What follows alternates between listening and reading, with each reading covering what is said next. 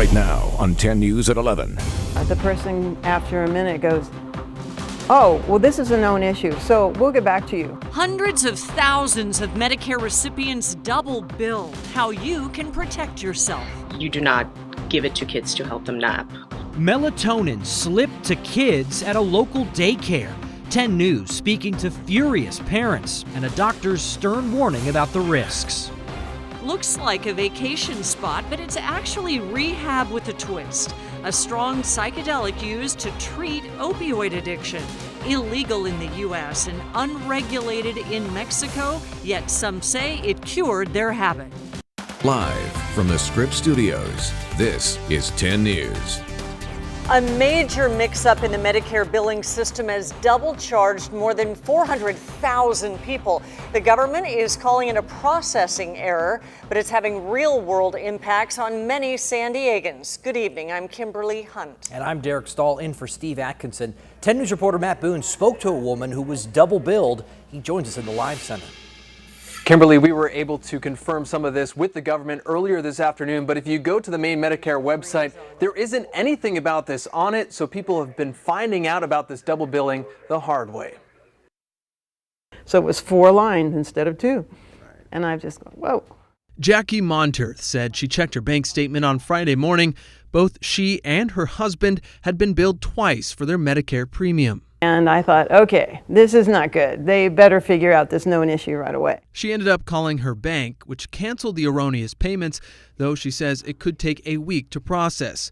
She says she's also worried about the people who haven't gotten their money back yet, especially those seniors on fixed incomes. We're coming up to the end of the month. These people are dependent on this money. They need to find out why their account is lower.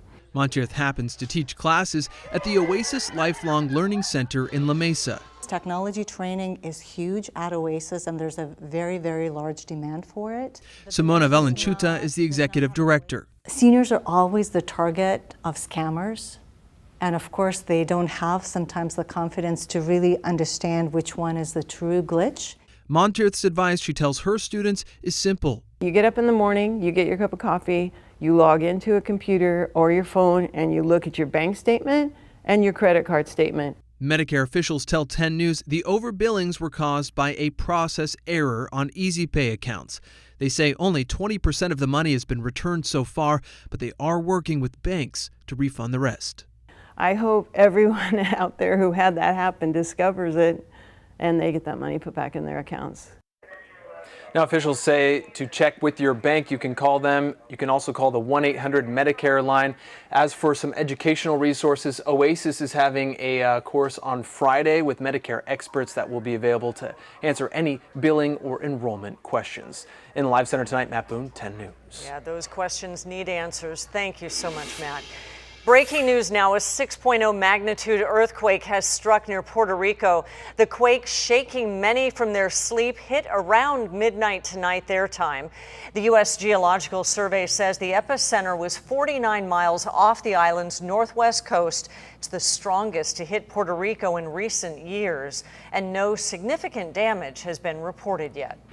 Now to a story that's only on 10 News. A local daycare cited for slipping melatonin to kids. Parents are furious, saying they were completely unaware. And 10 News anchor Lindsay Pena spoke to a doctor who says melatonin should never be given to children anyway. No, definitely not, Kim and Derek. That doctor specializes in sleep. She says, bottom line, this was medically wrong, and explained exactly why. State licensing investigators began looking into Brenda Saucedo Family Child Care in Bonita after Vanessa Cherry's son Julius told her a strange story about nap time and a red drink he was given. So I did think it was Gatorade, but did it taste like Gatorade? It makes me feel so uneasy. Based on interviews and documentation like text messages, investigators cited the daycare for providing melatonin to the children to help them sleep. How dare you give my kid something without even telling me, without my acknowledgement? Just like, how dare you? You don't have the right. The situation is not only upsetting to parents, but doctors as well. Absolutely inappropriate on so many levels. Victoria Sharma is medical director of the Sleep Disorder Center at Sharp Healthcare. She says even though melatonin is over the counter, it's a supplement and not FDA regulated. The purity and the amount of melatonin you're actually getting cannot be confirmed. She tells us, well, it's not unheard of for kids to take melatonin if they struggle with issues like ADHD or autism. It should only be done under a physician's care. Give to somebody during the day can result in shifts in circadian rhythm, so it's certainly not appropriate to give it to a child to help them nap. And while she says there are likely no long-term side effects that little Julius or others will face, it's simply not safe to give a child any supplement or medication without parent consent and doctor approval. Now, the mother you heard from who sparked the investigation says she's also planning to sue the daycare. When we knocked on the door of the daycare, a woman identifying herself as the owner told us the only child she's ever fed melatonin is her own because he is autistic. In the studio, Lindsay Pena, 10 News. Lindsay, thanks. And we found a handful of criminal cases involving similar situations across the country. 3 daycare providers in Chicago were charged with giving melatonin gummy bears before nap time. And in Oregon, a woman was sentenced to 21 years for feeding melatonin to kids while she went tanning and to the gym. Some of those kids now complain of not being able to sleep. The mother of a toddler who died in a hot car appeared in court for the first time today. The judge set Priscilla Harris's bail at $1 million. This is a mugshot of Harris from a previous arrest in Arizona. Today, she pleaded not guilty in the death of her 20-month-old daughter. The girl was found unresponsive in her mother's car parked outside their Tierra Santa home back on August 5th. Harris initially called 911 saying she couldn't find her daughter. Then she called back saying she was in the car. Harris could face 12 years in prison if convicted. New at 11, the opioid crisis is destroying families and ravaging communities across the country. Desperate for a cure, more and more Americans are crossing the border to Mexico to try and find an alternate treatment. 10 News reporter Rachel Bianco talks to one man who says that treatment saved his life. It may look like a seaside resort, but what goes on behind these doors is no vacation. My experience was tough. It wasn't easy. He asked that we refer to him only as Bob. This is Bob before that experience, a 100-pound addict who'd been abusing opioids since he was 14. His addiction started with painkillers after skateboarding injuries, but quickly spiraled out of control. When I did a $5 bag of heroin, it did the exact same thing as $120 worth of oxys, so it was kind of a no-brainer to make the switch. He bounced in and out of rehabs, but always caved to the withdrawals. It's a really miserable experience, and a lot of times during it, you feel like you're going to die. And he might have. He was living out of his car when his parents sent him for an alternative type of treatment south of the border. When the medicine itself kicked in, it was very different than, let's say, eating LSD or magical mushrooms. That medicine is ibogaine, a drug harvested from the roots of a plant in West Africa. Pretty much it's a reset of the brain. Jose Cerda runs Baja Ibogaine Center in Rosarito, Mexico. Bob was not treated at this clinic. Ibogaine is given in capsule form in this hospital. Patients hallucinate for hours, possibly for up to a day.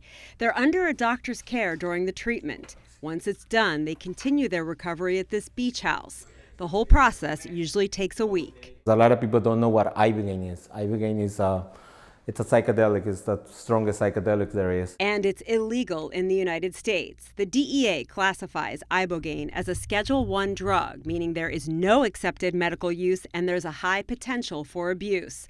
In Mexico, ibogaine is unregulated and risky. It can be fatal for patients with heart problems and other pre-existing conditions. Addiction specialist Nancy Knott doesn't recommend it. It creates a psychosis, which can be so absolutely life-threatening and mentally threatening. Dr. Tom Kingsley Brown runs an undergraduate program at UC San Diego. Off campus, he's an expert on ibogaine. Brown says addicts often stop using after just one ibogaine treatment rather than the years it takes to be weaned off of methadone or another replacement drug. Ibogaine is really helpful for taking away the withdrawal symptoms that you would ordinarily get when you stop using the opioids. Bob says the physical craving stopped immediately, but he says ibogaine alone is not a cure. You're never going to forget how good a high feels like. You're stuck with that curse for life, but What Ibogaine does is it gives you the option of whether you have to react on that urge or not. Clean now for 8 years. He believes it's a curse he has finally managed to control.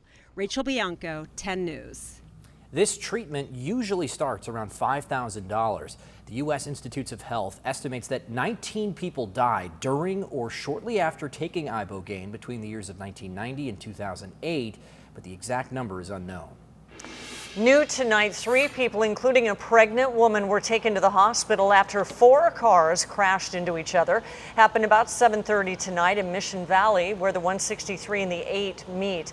Responders say the pregnant woman had cuts to her face, but she is expected to be okay. All of the other injuries were minor. It's unclear what caused the crash.